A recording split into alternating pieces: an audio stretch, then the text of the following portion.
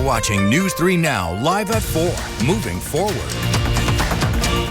Good afternoon, everybody, and welcome to Live at 4. And we were all set for concerts on the square today, but the rain had some other plans, so tomorrow is the big day. And that's actually going to work out well because the forecast looks great for tomorrow. But let's see how things look outside tonight. Jacob Monasato is watching the forecast. Is there still more rain out there, Jacob?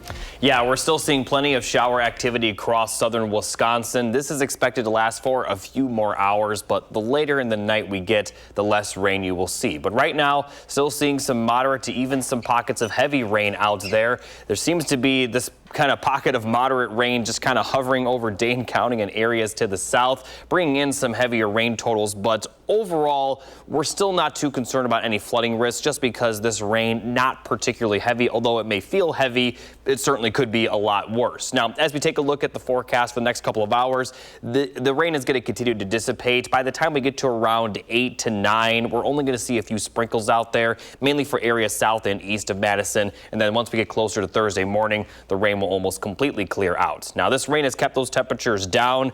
Current conditions are in the 60s, some areas close to the upper 50s, and compared to 24 hours ago, some areas over 20 degrees cooler. Now, we also, on top of the rain and the cooler temperatures, are seeing some lower air quality, and there's an air quality alert in effect for the entire state of Wisconsin until at least noon on Thursday. It wouldn't surprise me if they do extend that. Looking at the current air quality, that rain for Madison and areas to the south has kind of kept the air quality at not too bad of levels, but you can see just to the north at the unhealthy for some, and a lot of northern Wisconsin at completely unhealthy right now, and some of that may creep into southern Wisconsin as the rain clears out. So I'll continue talking about that and show you the temperature and cloud conditions over the next couple days, which look perfect, but we may see some lower air quality. All the details still to come.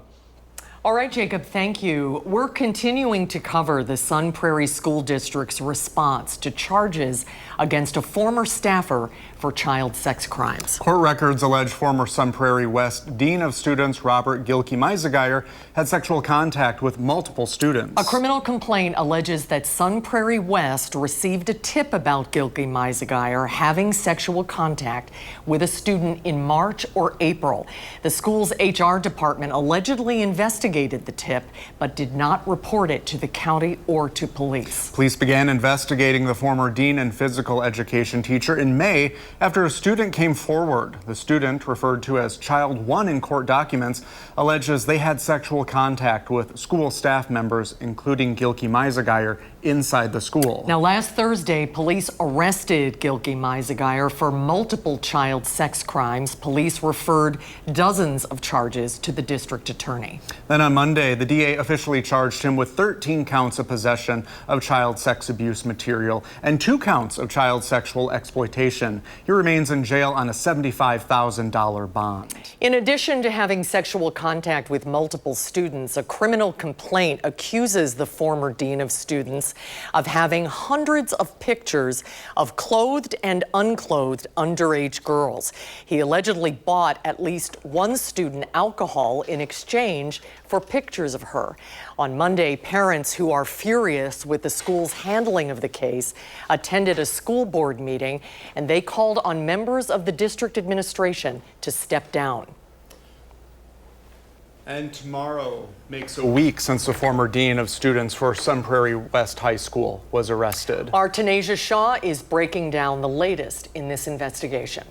Lisa Goldsberry resigned from Sun Prairie Area School District School Board in December 2024. No one is shocked because, like I say, this district seems to have a culture where sexual predators are welcomed. The way the district handles things, like the arrest of former West High School Dean of Students Robert Gilkey-Meisegeier, is one of the reasons she stepped down. In 1 year, we had a band teacher removed for filming kids in the bathroom. We had a resource officer in our school abusing children that both of them have since been convicted, and now this. And then we've had other cases that, fell off, don't know like what really happened, but there was never charges brought. Gilkey-Meisegeier is charged with 15 child sex crimes, 2 counts of exploiting a child, and 13 counts of possession of child pornography. There is a sense in this district that sexual predators are welcomed. I'm gonna put it like that. According to the criminal complaint, there's hearsay and rumors that someone tried to tell the district staff about these allegations before the investigation started in June. So no one is shocked. No one is shocked by what appears to be the cover-up. The fact that, how do you do an internal investigation when by law, you're supposed to make we're all mandated reporters, right? We'll have more on this development story tonight at 6. Reporting in Sun Prairie, Tanasia Shaw, News 3 Now. Thank you, Tanasia. Sun Prairie police have told us there is a possibility more people could be arrested in relation to this investigation. Gilky Meisgeier will be back in court on August 5th. The district says because of the pending legal issues, it cannot participate in an interview. But we do have a statement that reads in part, quote, "These events involving the former employee do not reflect the core commitments, mission, or vision of the Sun Prairie Area School District, nor the dedication of our staff. While rare, such incidents are deeply troubling, and our administration is uncompromising in its commitment to protecting student safety and upholding high standards of conduct." We will provide updates on this case as soon as we have them. You can follow along for live coverage right here on News 3 Now or receive updates directly to your phone with the free Channel 3000 mobile app. In other news today, we now know the name of the victim in a 3-vehicle crash Tuesday near Marshall. 39-year-old Miguel Antonio Castro Morales of Columbus died after a crash on State Highway 19 and Wiedemann Drive. He was a passenger in one of the vehicles. Dane County deputies responded to the area around 12:30 in the morning. Their response and investigation shut down the road for 6 hours. One driver was treated and is expected to be okay. 2 other drivers went to the hospital with serious injuries. The sheriff's office is still investigating the crash. We're learning a man has died after a crash in Boston Tuesday afternoon. Police responded to the intersection of East State and North Union at about 1:30 in the afternoon for an SUV that hit a semi. The man driving the SUV died at the scene. The semi driver was not hurt. The victim's name hasn't been released yet, and the crash remains under investigation. A family lost their pet cat after a fire in Madison on Tuesday. Just before 9 o'clock last night, crews responded to Hollow Ridge Road for a structure fire. They received calls about heavy smoke and flames coming from a house. The fire department says crews were able to knock the fire down within 5 minutes, and no one was hurt. The nature of the fire remains under investigation. Wisconsin is among a list of states where a popular alcoholic beverage was accidentally labeled as a non-alcoholic energy drink. High Noon is issuing a recall of its vodka seltzer after mislabeling some cans as Celsius energy drinks. The FDA says the recalled cans came in cases of the brand's Beach variety, shipped between July 21st and the 23rd. In a statement, High Noon attributed the error to its can supplier. If you want a refund, contact Consumer Relations at highnoonvodka.com. Well, today training camp continues for the Packers. News 3 Now's Packers senior writer Jason Wilde is in Green Bay with what happened today. How you doing, everybody? It's Jason Wilde at Lambeau Field. We talked to all 3 of the Packers coordinators today, including offensive coordinator Adam Stenovich, who told us that Jordan Morgan, last year's first-round draft pick, is now competing not at 1 offensive line spot, but 2. Because of some injuries on the offensive line to start camp, Elton Jenkins, their center, and Aaron Banks, their left guard, both dealing with back issues. Jordan Morgan was basically just playing guard throughout the start of camp, and now with both of those guys healthy or healthier, it is allowing them to now put Jordan Morgan in 2 spots to compete. At right guard with Sean Ryan, and at left tackle where he was supposed to be competing all along, but wasn't able to, with Rasheed Walker. So first-round picks, they want them on the field, and this is Jordan Morgan's opportunity to show that he belongs in the starting lineup. That's it from Lambeau for today. Don't forget to read all of our free Packers coverage at channel3000.com and sign up for our daily newsletter as well. All right, thank you, Jason. And coming up a little bit later on Live at 4, it's Wednesday, and that means it's Plant and Garden Day. We're going to be taking your questions for Lisa Briggs from the Bruce Company, and you can go ahead and submit your questions now by emailing tips@channel3000.com. Lisa will join us with her answers to your questions in the next half hour.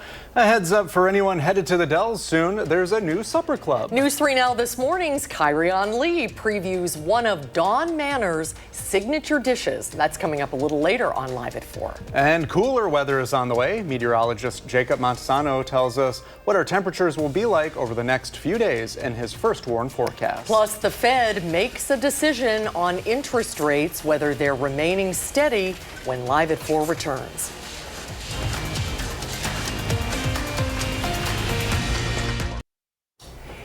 In national news, interest rates will remain unchanged for the foreseeable future. The Federal Reserve today announced it is holding rates steady for the 5th time in a row. President Trump has been pressing Fed Chair Jerome Powell to cut interest rates, going as far as threatening to fire him.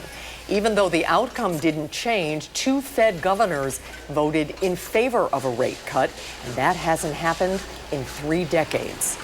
To Wall Street, the Dow dropped 172 points. The Nasdaq is up 31 points, and the S&P 500 is down 8 points. Meanwhile, President Trump is doubling down on his reciprocal tariffs. This morning, he posted he will not extend the August 1st deadline, which is Friday, calling that date a big day for America. So far, just 7 trade partners have reached a framework of a trade deal with the U.S. that includes an agreement with the European Union that was announced over the weekend. The president says the deadline could also affect one of America's largest allies in Asia. He says India's trade policies have been hurting the U.S. and helping fund a war.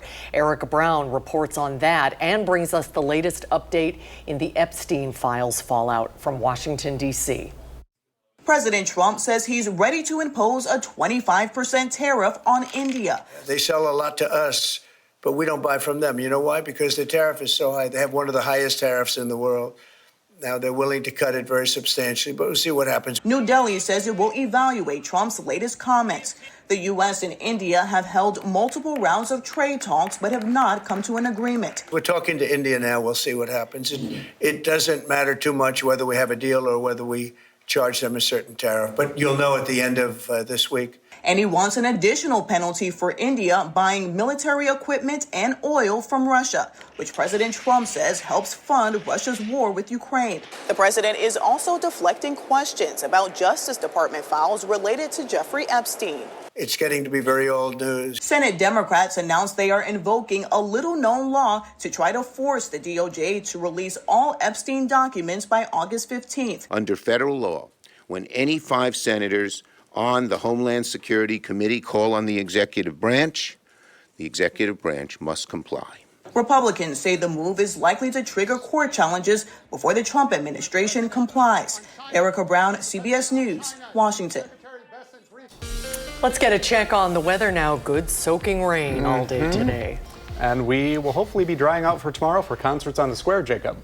Yeah, we're definitely going to see dry conditions, not just tomorrow, but for the next couple of days as well. Now, unfortunately, we also will be seeing some hazy skies, but dry weather and very comfortable temperatures are in the forecast. Now, that starts later tonight and tomorrow, still dealing with that rain at the moment, mostly light to moderate rain, a few pockets of heavier rain. We did have a few rumbles of thunder as well. Right now, it doesn't look like that's the case across southern Wisconsin. This rain is going to continue to get lighter and lighter as it clears out of the region.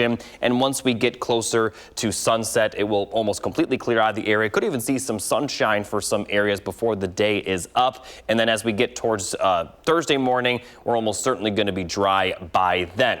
Now, as we look at concerts on the square, it is going to be very sunny and very dry, sunny and comfortable, but we are going to potentially be seeing those hazy skies. So almost a perfect forecast. It's still a bit unclear just how hazy it will be by the time we get to the evening. It looks like the hazy skies will be a bit worse earlier in the day. Now let's take a look at that air quality. Current air quality, not awful for Madison and areas to the south, but unhealthy for some to completely unhealthy for areas to the north and also areas to the east as you get closer to Milwaukee. Now that wildfire smoke that's causing that lower air quality is expected to kind of drift south as we get towards the overnight hours. So tonight and into Thursday morning, that's when the air quality will be the worst for southern Wisconsin, but it is going to get a little bit better throughout the day. Still going to be present. My guess is we'll be in that moderate to unhealthy for some levels during concerts on the square. And then as we get towards Friday, still going to see some of that smoke linger. But again, tonight and into tomorrow morning will be the worst period of time for the air quality, but it's still going to be a little bit noticeable once we get towards the later portion of the day, Friday or Thursday and into Friday.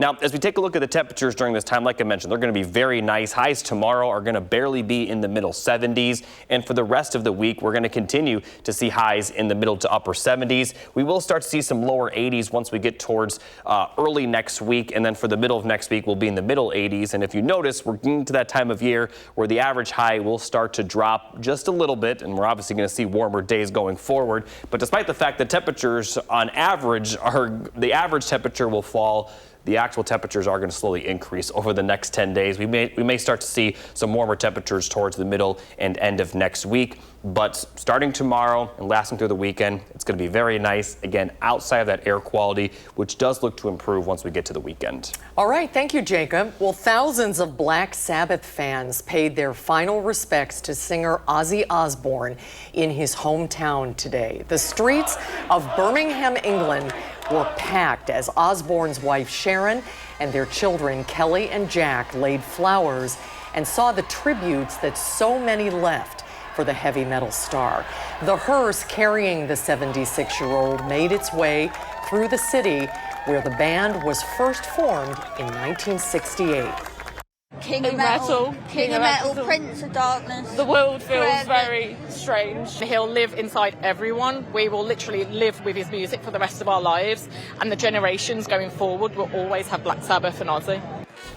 The funeral procession stopped at the Black Sabbath bench, which is an art installation featuring headshots of each member on a bridge also named after the band. I'd have to think that's comforting for the family to see all those fans and well-wishers. To see all the flowers. Yeah. It's reminiscent of Princess Diana yeah, it really a little is. bit. Yeah, it's a pretty gesture. Well, coming up on Live at 4, a new supper club is coming to the Wisconsin Dells. Stick around for a preview of Dawn Manor when Live at 4 continues. If you're planning a trip to the Dells this summer, there's a new place to take your family out to dinner. Our Kyrion Lee gives us a sneak peek at Dawn Manor.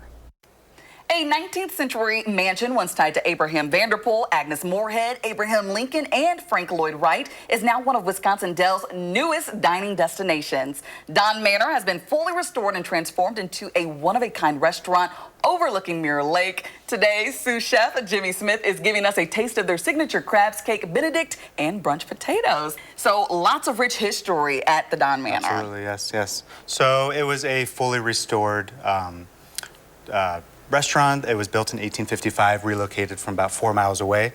And Abraham Vanderpool was the first person to live there. It's a themed restaurant, so there's individual rooms that were historic to the actual house at the time. There's a Abraham Lincoln room, which apparently Abraham Lincoln may have stayed there or he just visited. We like to separate ourselves from the supper clubs in the area, and we feature really neat food, interesting food, with me and my executive chef, Justin Draper. Very good. Yeah. And one of those dishes right here today. Yeah. Let's get right into it. So I grew up in the East Coast, so living near the Chesapeake Bay, crabs are really big. So I wanted to feature something, bring something from where I grew up and do a crab cake Benedict. So it's a jumbo lump crab cake Benedict with a sriracha hollandaise. I'm going to teach you guys how to make hollandaise in a blender. So I have a ratio I kind of do. I use 6 egg yolks to a pound of butter. A pound of butter, unsalted butter. And I just used a little bit of splash of water just to kind of emulsify it a little bit. And this is hot, unclarified butter, which is really neat because normally we make hollandaise, you have to clarify it, just removing the fat solids from it.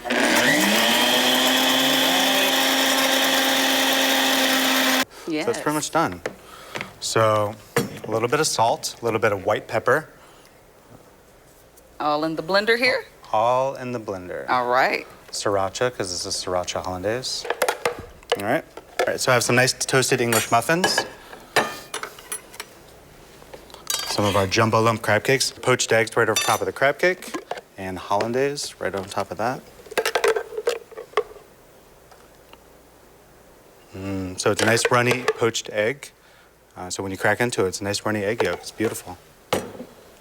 And some of our crispy fried capers right on top, just to give it a little bit of texture.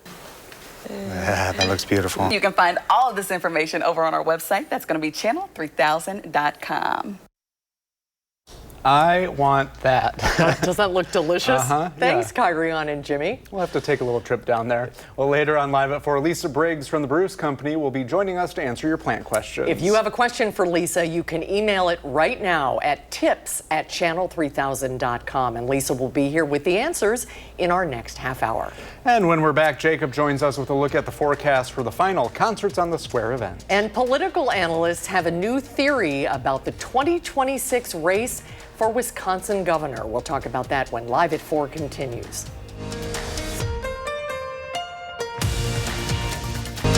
You're watching News 3 Now, Live at 4, moving forward.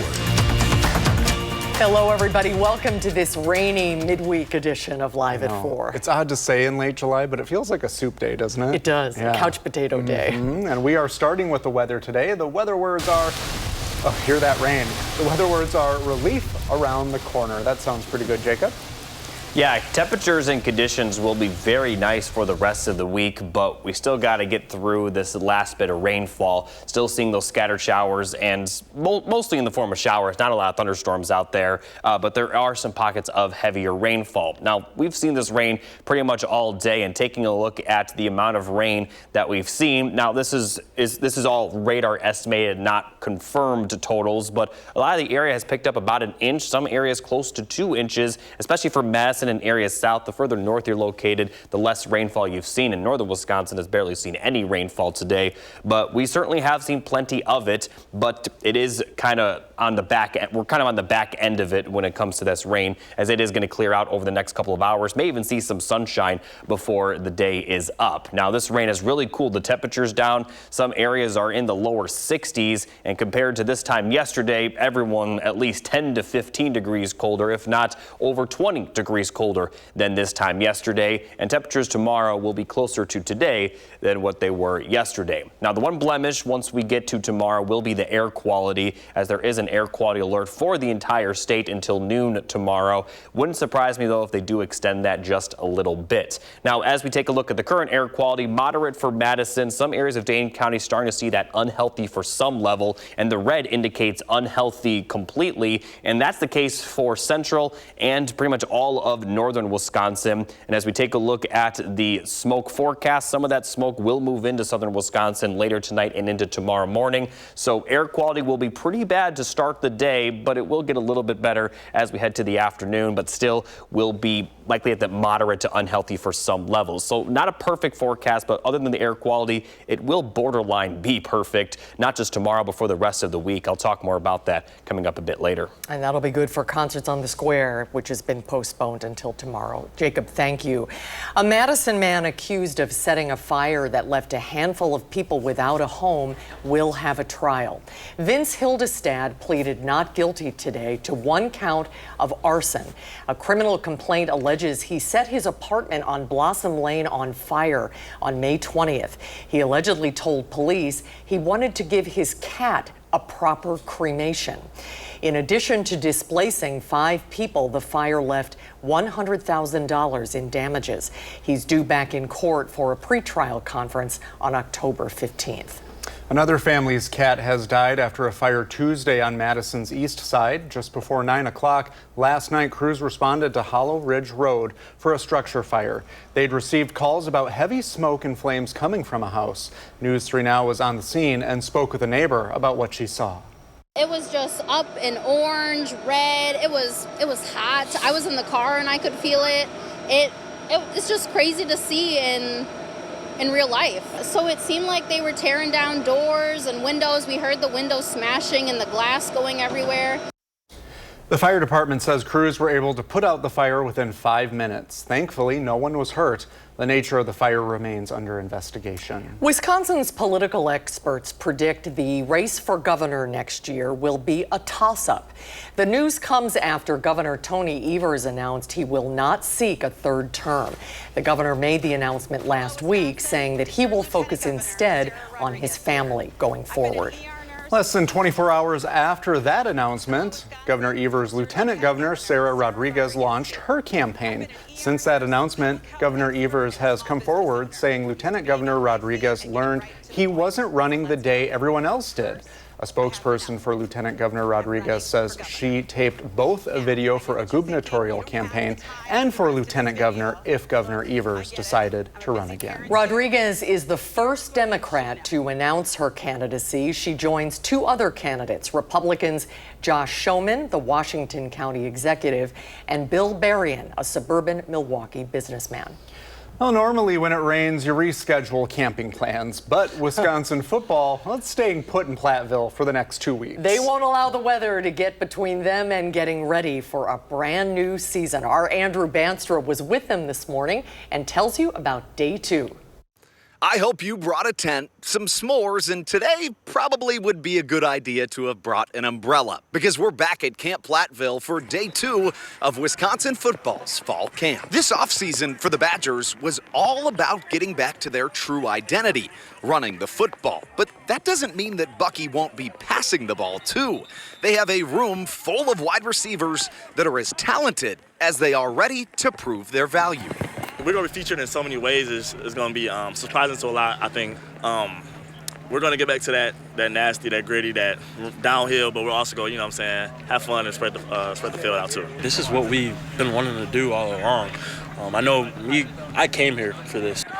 Freshman year, we were pro-style offense, so to get away for 2 years was a little discouraging for me, honestly. So when Grimes got hired, I was like, oh yeah, this is my thing. And for anybody that's still not completely sold on the fact that this offense won't just run the ball, Ohio State transfer wide receiver Jaden Ballard tells me they'll see. Just wait until game day. Signing off from Platteville, Andrew Banstra, News 3 Sports.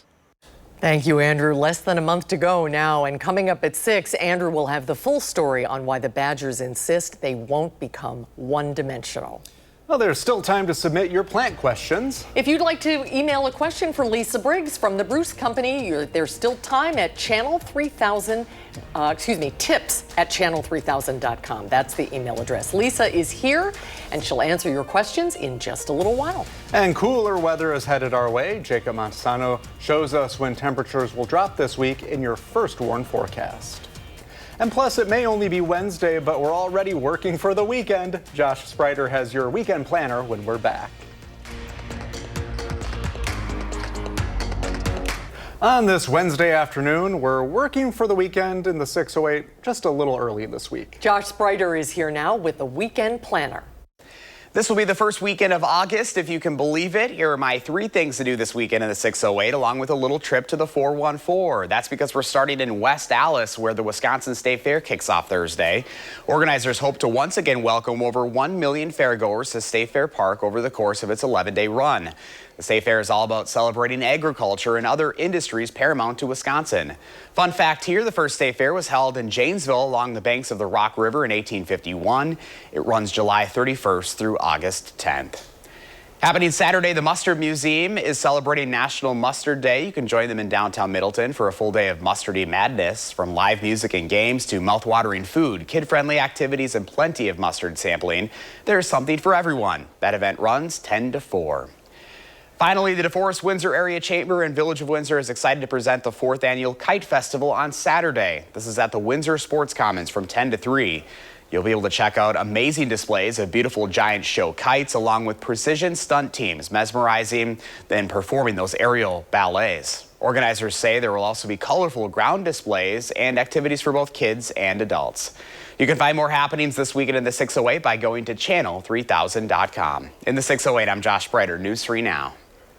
All right, thank you, Josh. And coming up next on Live at 4, we're going to be taking your plant and garden questions, and there's still time to submit a question. Please send them in to us at tips@channel3000.com. Lisa will join us when we're back from this break.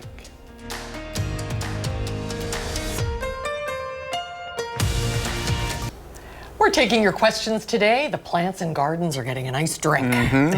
Lisa Briggs battled the rain to get here. Thanks for being with us. Oh, no problem. I think it's been a good year for people establishing things because we've gotten really regular rainfall, so it's been great. It has been nice. Well, I know we have some plant questions after this rainfall. So, Siberian irises, should they be cut back, and if so, when? They have pods after blooming, and this is from Linda. Okay, so Siberian iris and also the Japanese iris don't need to be cut back, but you should definitely take back those flowering stems so that they put more energy into establishing and getting energy to set flowers for next year.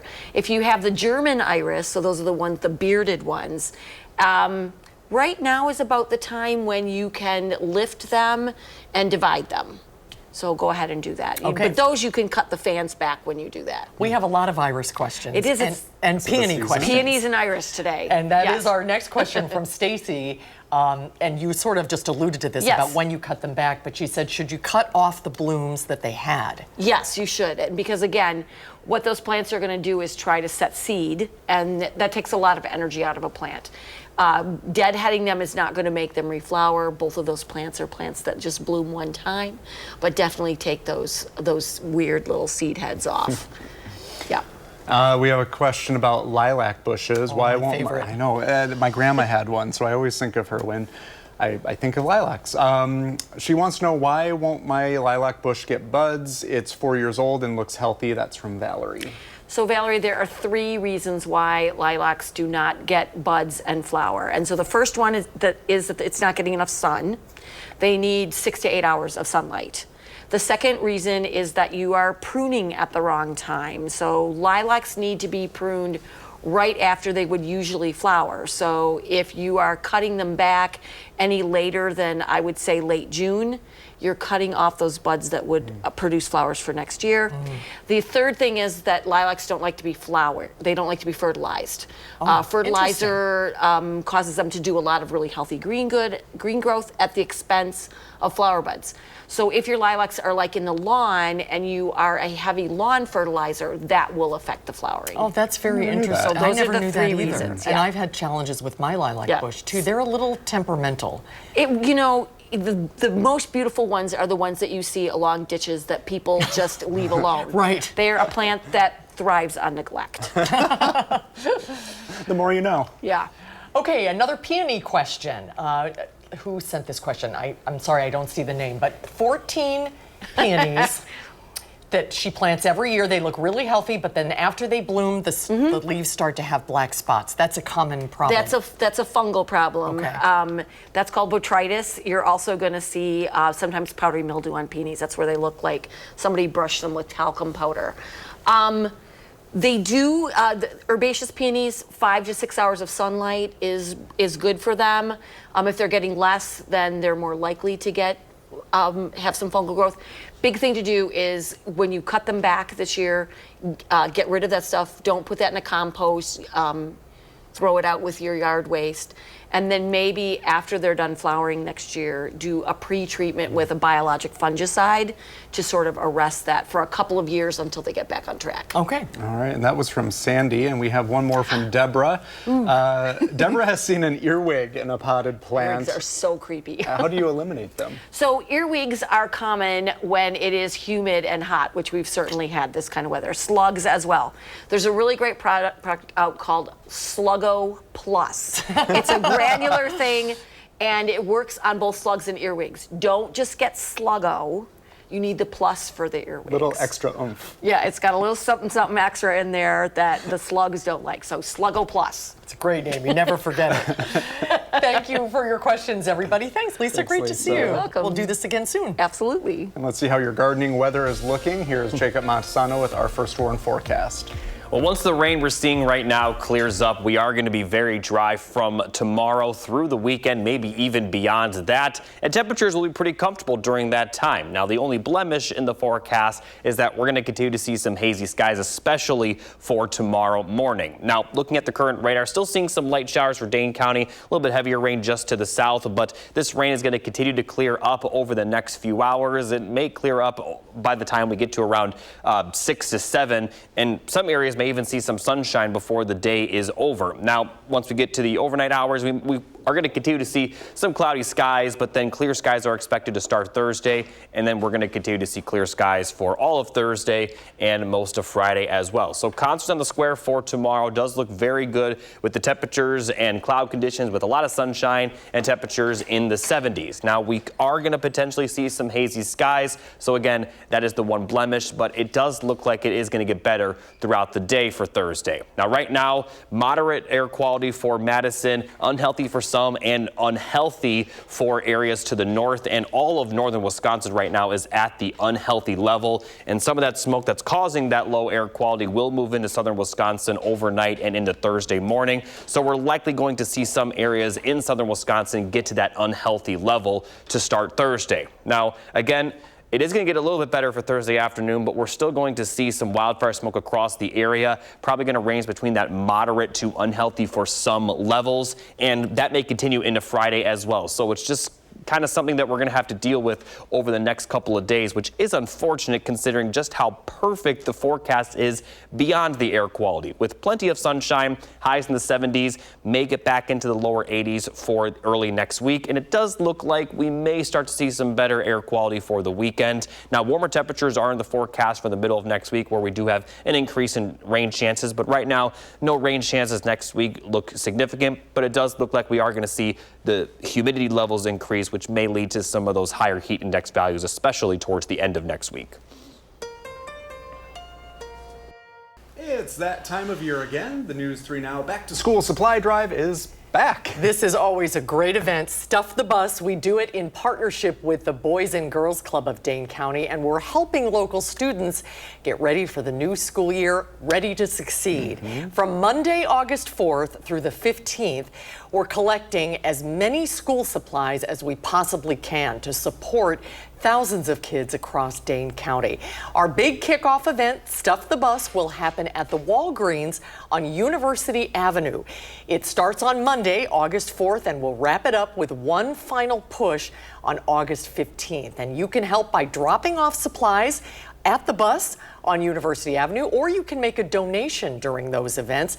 So let's fill up the whole school bus and make a difference together. As kids get ready to go back to school, we have all the details at channel3000.com. And we have such a generous community, so thank you everyone who has helped out in the past. It's always a very fun event. Gets kids ready for school. Can't believe it's coming up already.